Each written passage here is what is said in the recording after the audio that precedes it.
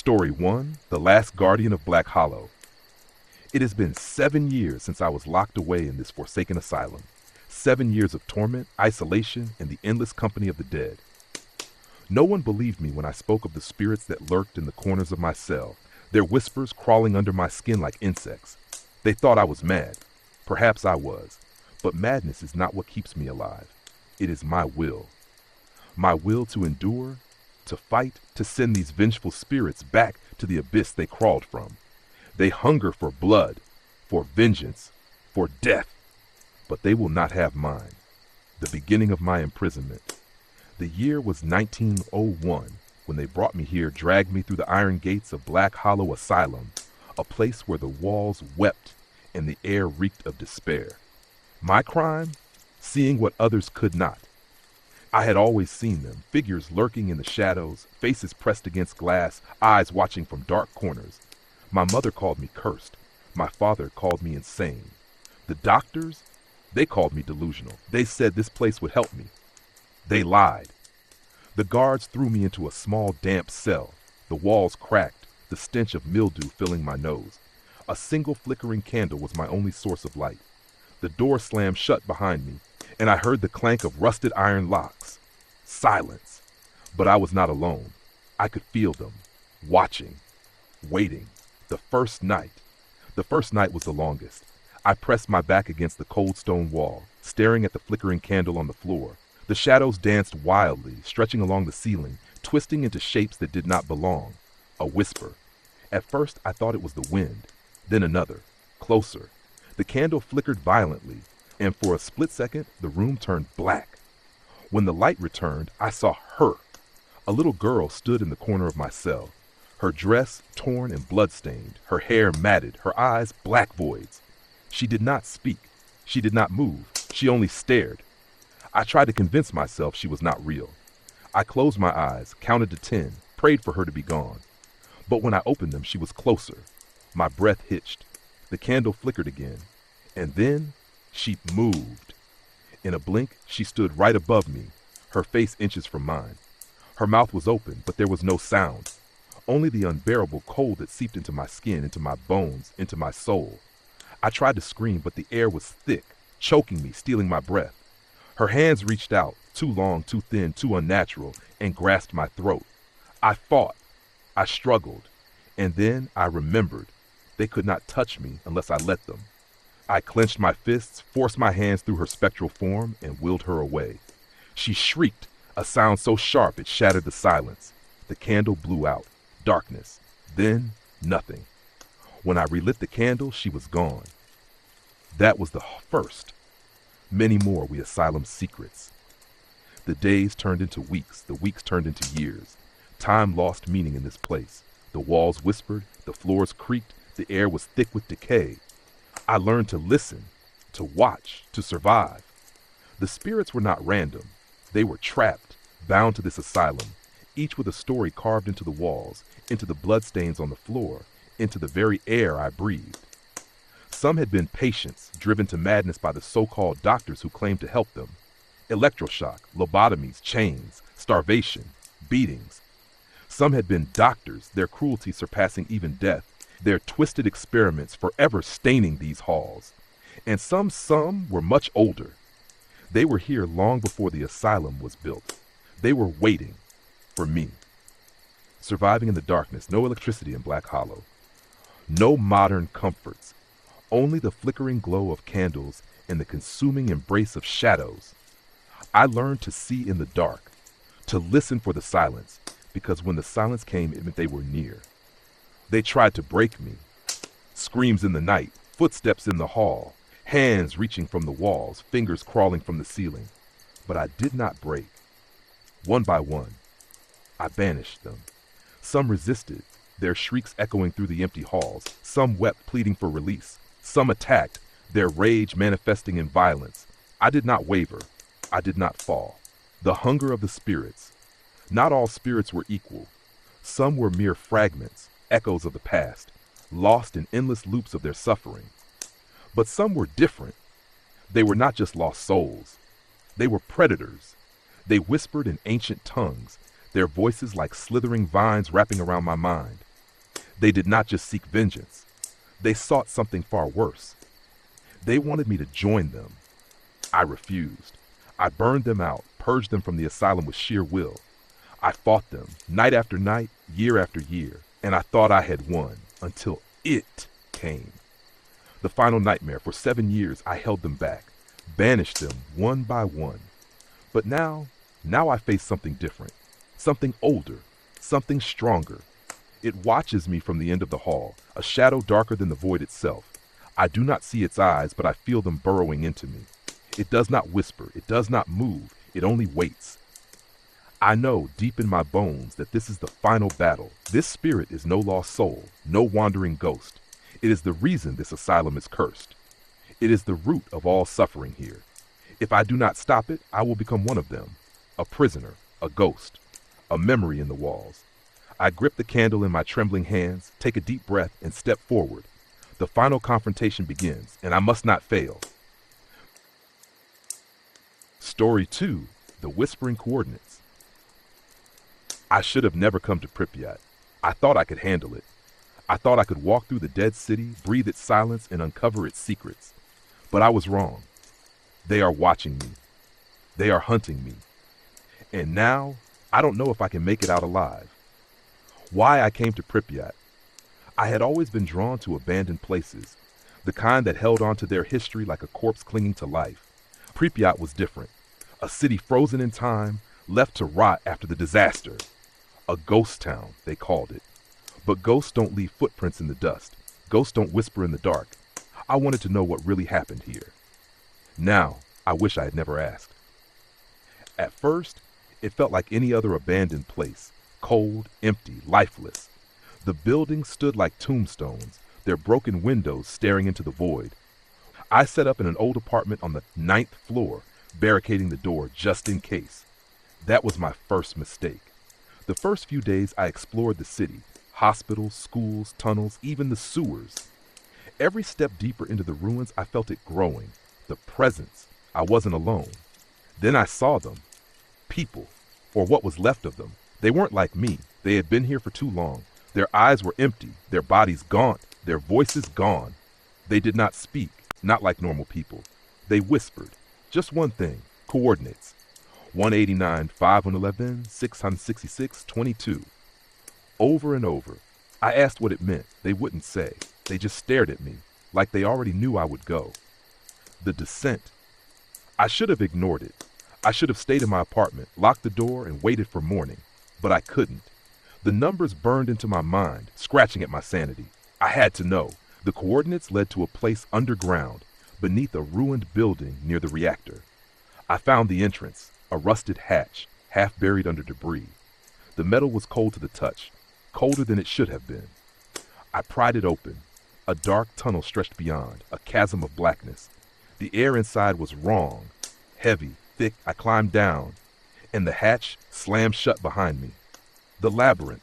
The tunnels weren't normal. They twisted in ways that didn't make sense. The walls pulsed, almost like they were breathing. Shadows moved even when there was no light to cast them. I walked for hours, maybe days. Time didn't exist down there. I heard footsteps behind me, but when I turned, there was nothing. I wasn't alone. I could feel them. Then I heard the voices. Whispers. Not words. Not human. Something else. Something wrong. And then I saw them, the creatures. They were not human. Their bodies were twisted, stretched in impossible ways. Their eyes were hollow, their mouths too wide, their fingers too long. And they were hungry. I ran through the tunnels, through the darkness, through the endless maze of decay. But they followed, crawling on the walls, skittering through the shadows like spiders. They whispered to me, not in words, in thoughts. They wanted me to stay. They wanted me to become one of them. I wasn't going to let that happen. Escape, or so I thought. I don't know how, but I found a way out. A rusted ladder, leading up into the light. I climbed. I didn't look back. When I reached the surface, I collapsed onto the ground, gasping for breath. The sky above was gray, the city silent, but something was different. I was different. The realization, I returned to my apartment, barricaded the door, and sat in the dark. My body felt wasn't mine anymore. And then I realized the worst part. I could still hear them, whispering, whispering the coordinates, not to me, through me, because now I was one of them. Story 4, The Thing in the Woods. I should have never gone into that forest. People disappear there. Everyone knows that. The stories have been told for years. Warnings from the old folks, whispers from the frightened villagers. They say something lives there. Something that watches. Something that waits. I thought it was just folklore. A scary story to keep people from wandering too far. I was wrong. Now, it knows where I live. And it's not going to stop. The journey begins. My house stands on the edge of the forest, dark, endless, swallowing the sky. It looms over the land like a great beast, stretching beyond sight, its trees twisting into the heavens. I always wondered what was inside. And last night, I decided to find out. I packed my gear, extra food, a tent, a sleeping bag, a knife, my rifle, and my camera. If I was going to uncover the truth, I needed proof. I checked the clock, 2 a.m.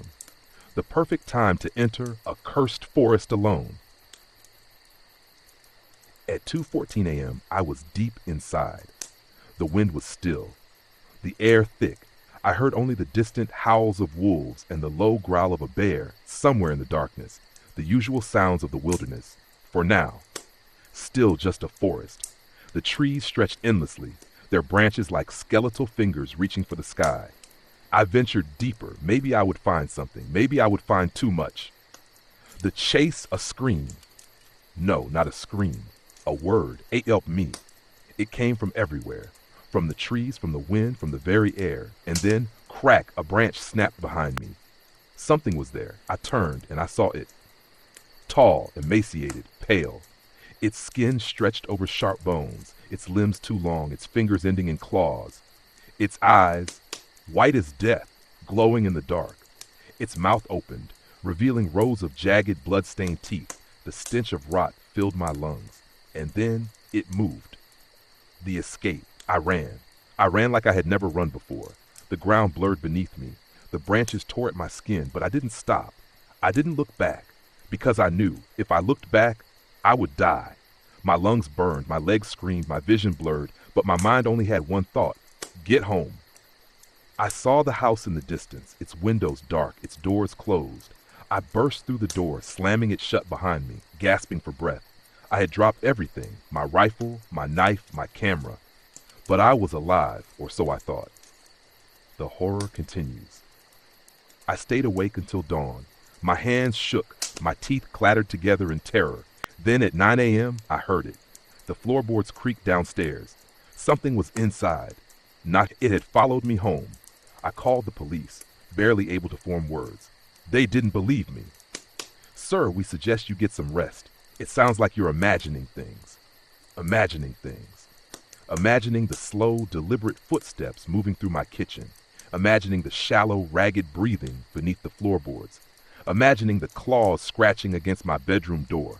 No, this was real. I slid under my bed, biting down on my hand to keep myself from screaming. Then the door exploded open. There, the final moments. The smell hit me first. Rotting flesh, damp earth, death itself. It sniffed the air, its breath wheezing, rattling in its throat. I pressed myself into the shadows, my body frozen. It searched the room, its claws scraping against the walls, its neck twisting in unnatural ways. Then, had it left? I exhaled, just a tiny sound. And then it lunged.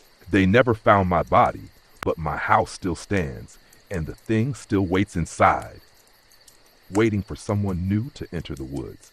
Because once you see it, it never lets you go. Story 4, The Thing Beneath My House. I always knew something lived under my house. At first, I ignored it. The knocks, the cracks, the whispers. I told myself it was just the foundation settling, the wind shifting the old wooden beams. Then came the scratching, the muffled chomping, the sounds of something eating. And under my house, hidden in the foundation, there was a single door, a rusted, bolted, immovable door. A door that should have never been there. A door that did not want to open. Until the night I forced it open. I wasn't unprepared. I gathered my supplies, a flashlight, a knife, a crowbar, my phone, some food, whatever I needed to explore, because this wasn't just a locked door, it was a mystery. I took my crowbar, jammed it into the rusted hinges, and pulled. The metal groaned, the air filled with dust, and then, crack, the door flew open. Behind it was a staircase leading down. I hesitated. Something was wrong. The air was thick, humid, foul, metallic, like the scent of rotting meat and old blood. I stepped forward, the bunker. I descended into darkness. The walls were damp, made of cracked concrete, covered in something fleshy. I lifted my flashlight, my stomach twisted. The walls were pulsing, like skin, like something alive. And on the floor, pools of blood. I tried to step carefully, my boots squelching in the thick liquid.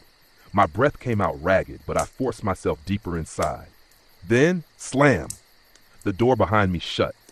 I turned, expecting a draft, a trick of the wind, but the air was dead. There was no wind, and I was no longer alone.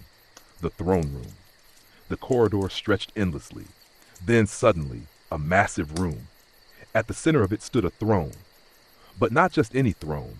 It was made of bones, of things that once lived, that once screamed. And surrounding it, figures, tall, twisted, not real. They flickered in and out of existence like glitches in reality. Their forms shimmered ghostly like a damaged hologram. I swallowed hard. The cracking sounds I heard before, was that them? Was the hologram breaking down?